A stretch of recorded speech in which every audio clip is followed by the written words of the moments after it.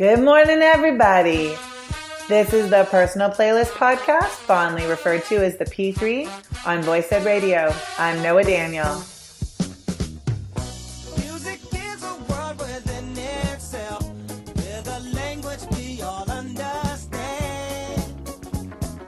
I am so excited to have vaneSSa Vakharia here on the Personal Playlist Podcast.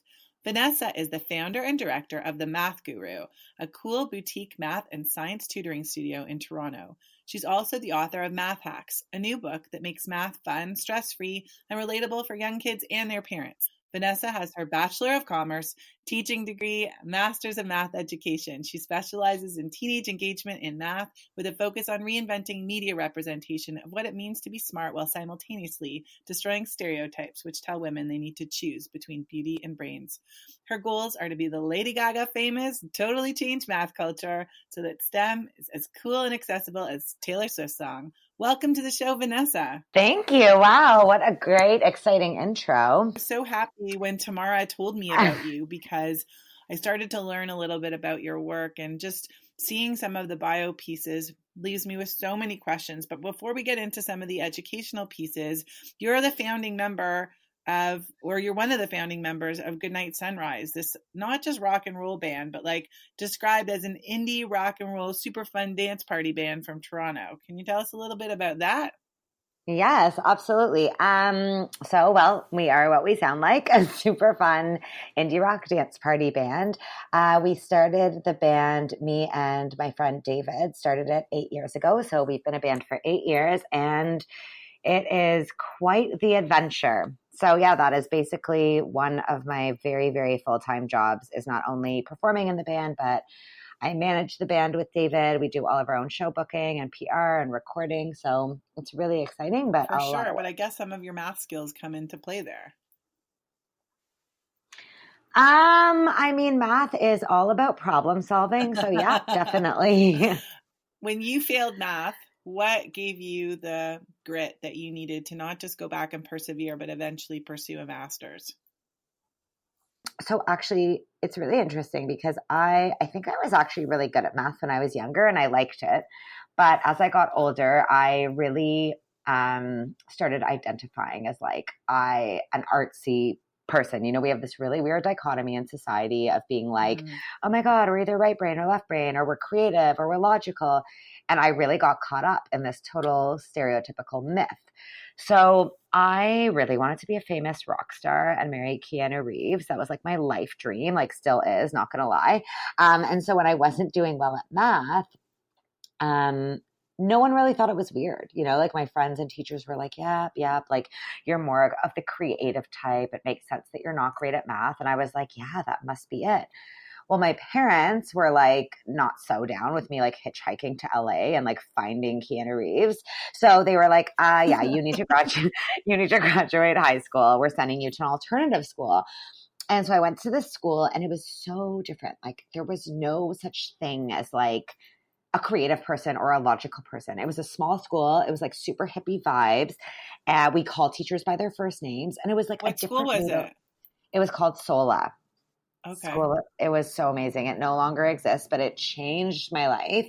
I went into because I hated school. Like I was like, oh my God, I'm above this. I'm born to be famous, you know, like, and school's it was always so gross and restrictive to me. But when I went to this school, it was like just the vibe, you know, it was like, it really spoke to me. So I walked into my math class, and my math teacher, I said to her, I was like, yeah, just so you know, you're going to have a really hard time with me.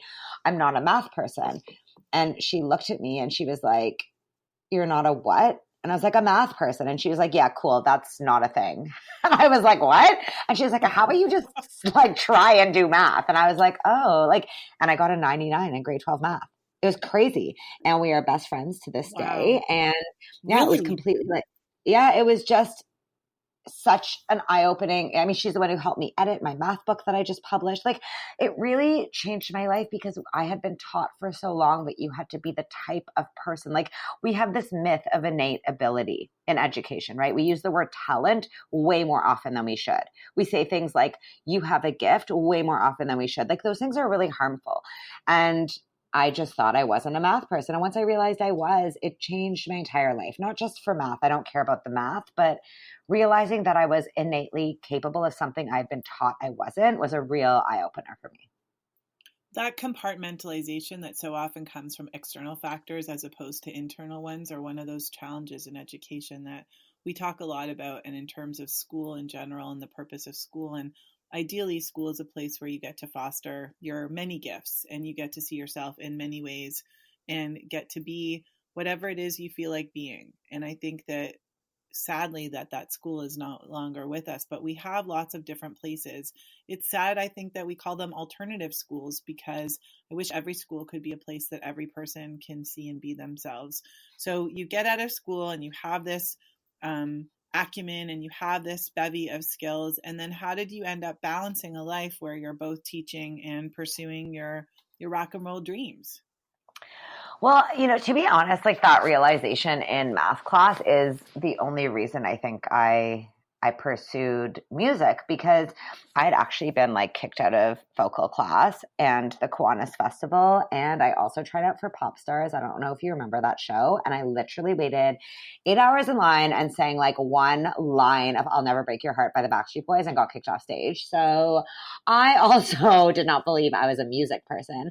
But this whole math awakening like really, really kind of inspired me to go after it again, And so I kind of, people often say to me like, oh my God, you have these two separate lives. It must be so tough. And like, for sure it's tough just time wise. Like, of course, having two full-time things, which I feel like everyone in Toronto has, because everyone has like 30 side hustles. It's like, it's not even unique anymore to be like, oh my God, I'm so busy. I'm like, yeah, everyone has 10 jobs, whatever.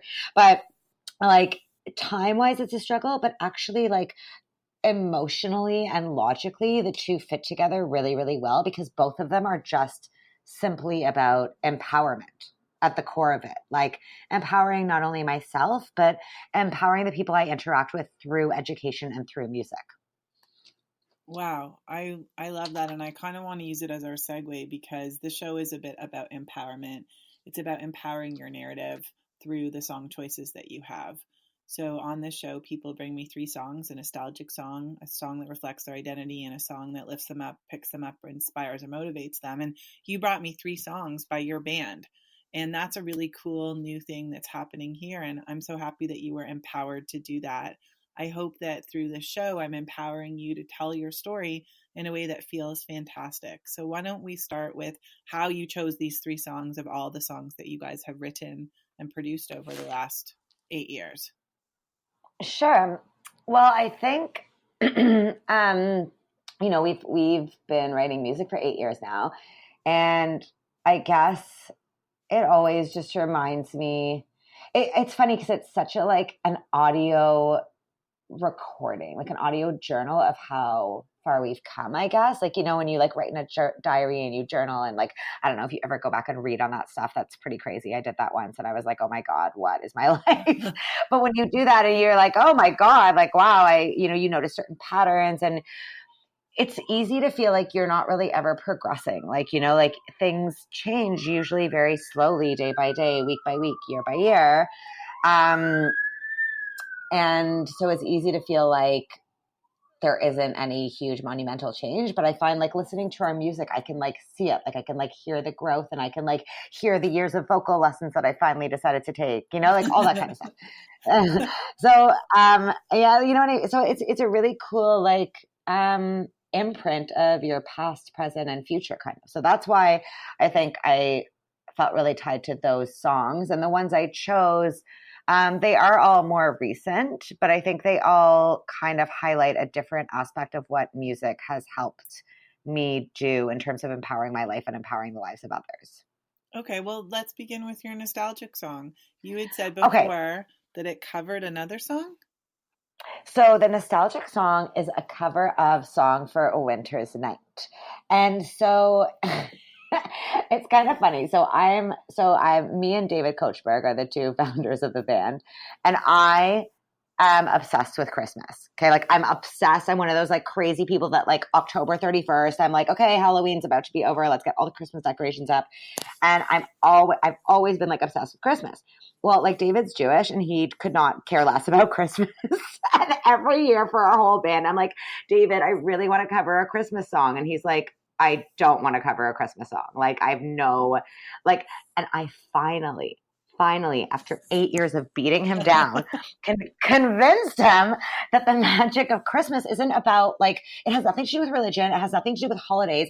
It has to do with the fact that we live in Toronto and we need to get excited about something because it's so cold. Like we need to actually find a magic in the entire season or we're like really emotionally screwed. And like, it's his realization of being like, oh my God, like I get it. Like we both hate winter so much. And so this year, he finally agreed and we found this song, which has always been my favorite song. It was like my Christmas song with every single ex-boyfriend I had, like every winter since I was in high school. And it's called Song for a Winter's Night. And it's not really a Christmas song. That's the whole point. It's a winter song. It's all about the magic of winter and like that whole romantic nostalgia of like being with someone you love when it's so cold outside and like the snow falling and it's this whole like beautiful thing. So it was kind of like our compromise, not really compromise. I think it was like a joint like beauty that we both found out of this like, I don't know. I can't even like really articulate it, but like my love for Christmas and our disdain for the winter and our like perseverance in being like, we are going to make this a magical season. And so that's why the song is beautiful. And it's originally a Gordon Lightfoot song, but the version I always listened to when I was younger was the Sarah McLachlan version. So we took that and we covered it like Goodnight Sunrise style. So we did it a way no one really ever has before.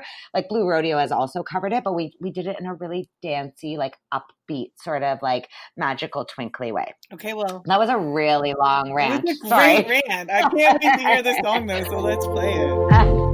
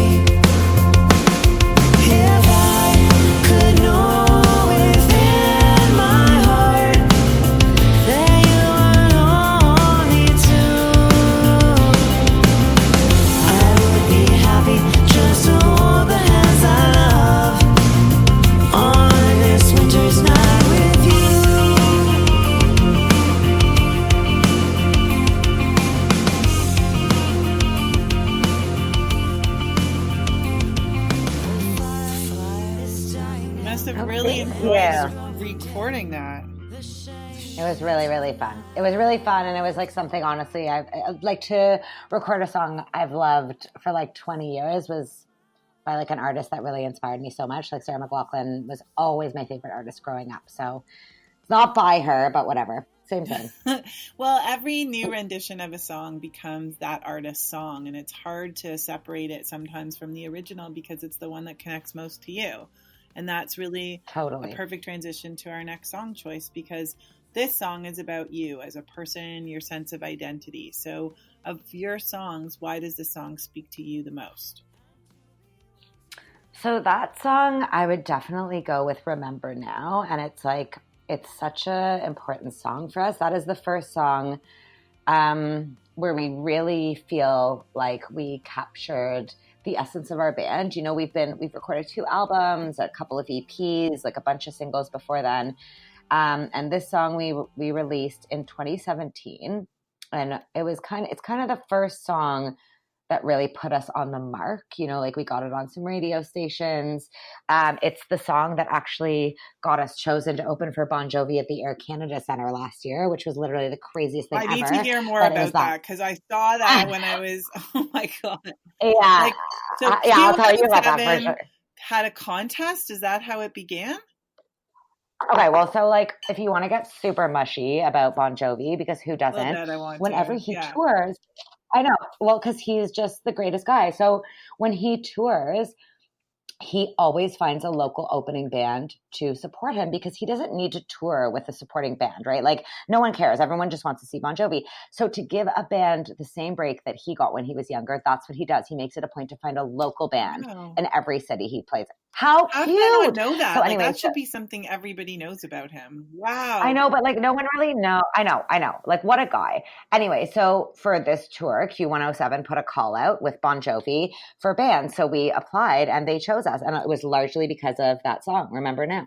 Well, wow. So yeah, kind of like the biggest deal ever. And the whole message of that song is all about just all the highs and lows that are inevitable, not only in the music industry, obviously, but just in life, like even through it all, to just always be remembering this moment, which I think we're always trying so hard to do and like really struggling with. I know that's a theme in so many people's lives, but that was what that song was about. I think we were going through a really hard time as a band and just reminding ourselves that, you know, there's a past and a future to everything, but the present is all you can really live for at the moment, and to remember how awesome it is, or to remember to really, really feel it and not forget. Well, and that got you a place in history in many ways. And it's so exciting that, you know, this was something that takes you back and grinds you into like that very essence of who you are as a band, and also celebrates you moving forward. So let's play that song. Even in the darkness, even in the dead of night, even when the sun sets, even in the fading light, even when the clouds part, even when the lightning strikes, even when the storm starts, even when the time feels right. Remember when you said it was simple, remember when you said it was hard, remember when you said we were closer because we had come so far. Remember when you said it was easy, remember when you said it was tough, remember. Remember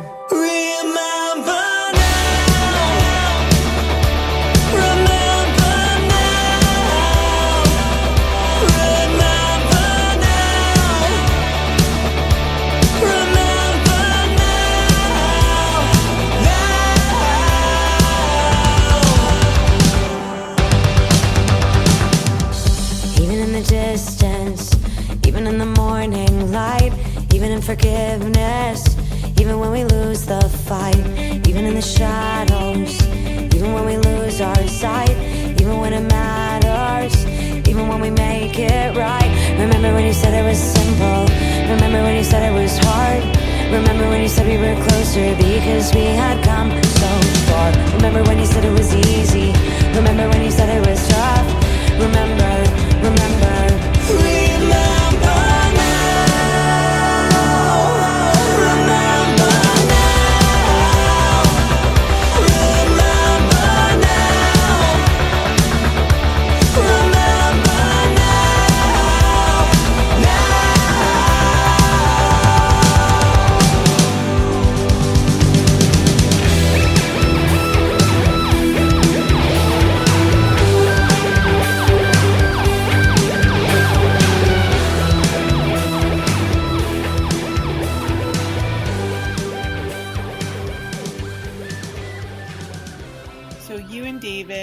When did Jordan and Paul join the band?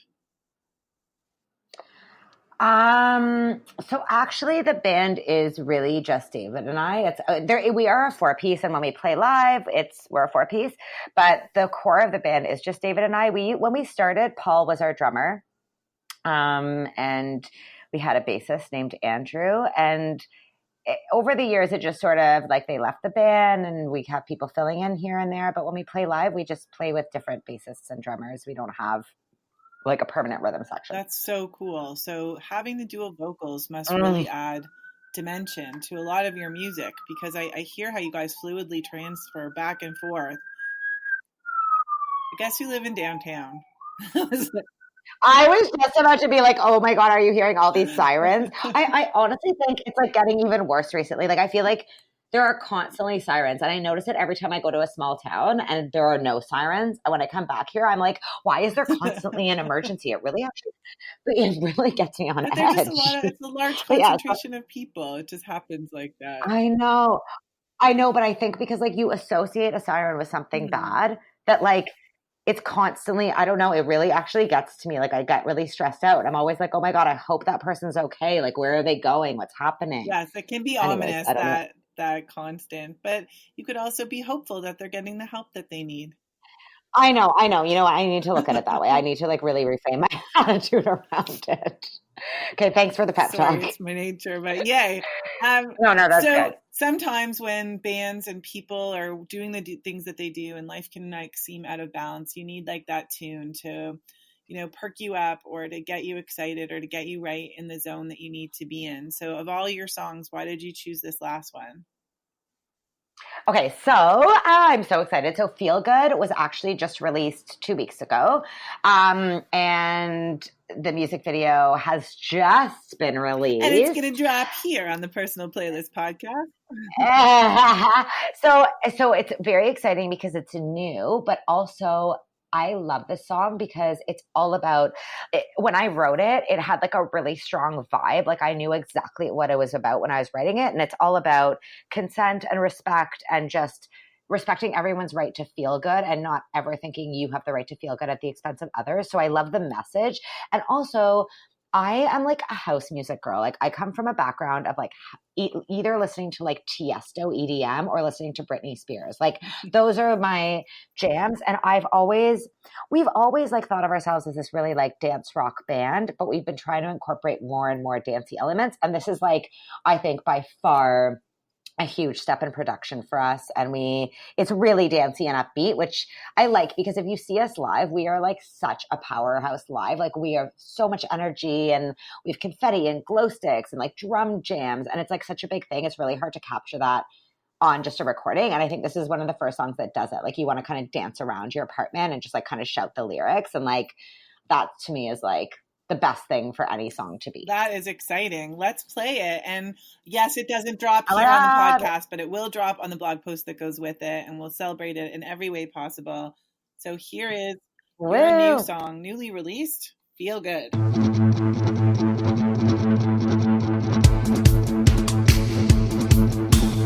Late night party vibes, talking real close now. Moonlight settings right, we're just hanging out. You know what you know, choosing all your chances. I hope what I hope, but I have my doubts. You don't even think to ask me, so I can't say no. I wanna feel good, won't you make me? I wanna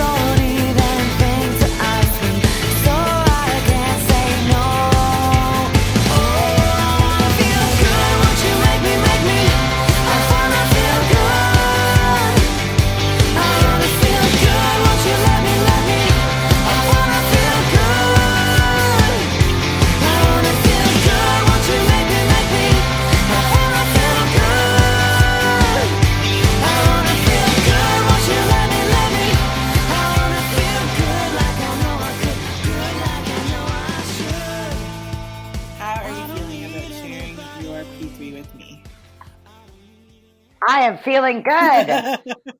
Sorry, I had to. I had to. How I'm could so you not? sorry.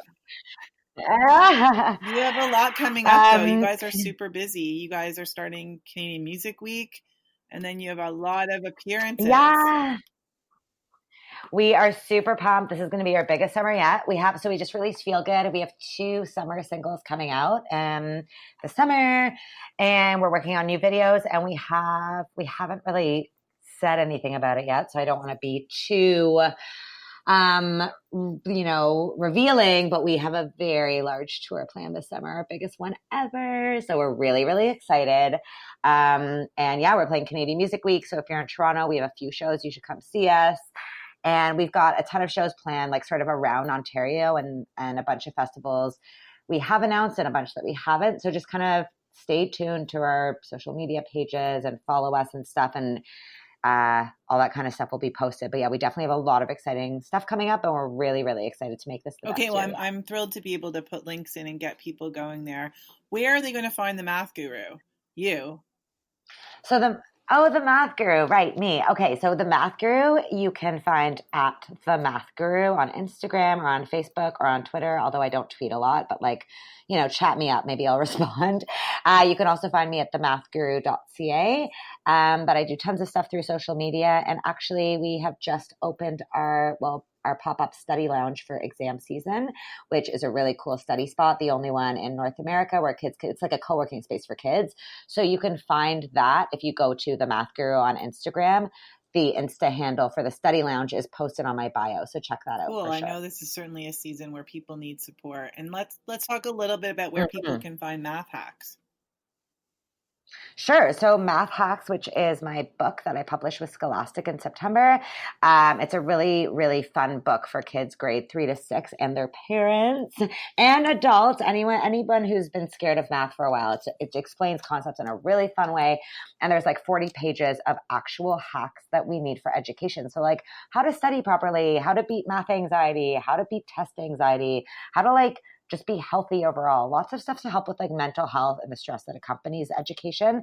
And you can find that at any Indigo location or at Amazon. Okay, we'll definitely have links to that, and I'll make sure the cover's on there. Is there anything you want us to know before I play you out? What do I want you to know? I don't think so. I don't think there's anything specific that I want you to know. I want to say thanks for having me on, and I hope that if anyone takes anything away from this, it's that you can do whatever the heck you want in life because you're the only one who can stop yourself.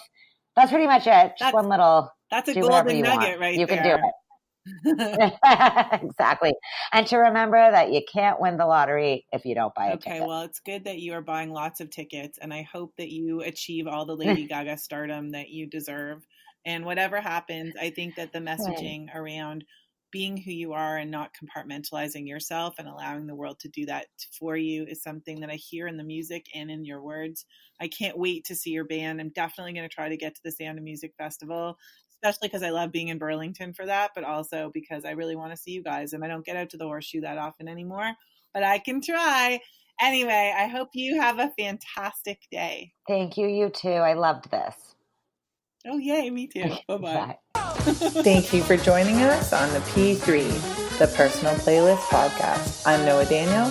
This is Voice Ed Radio, and I hope you have a fantastic day.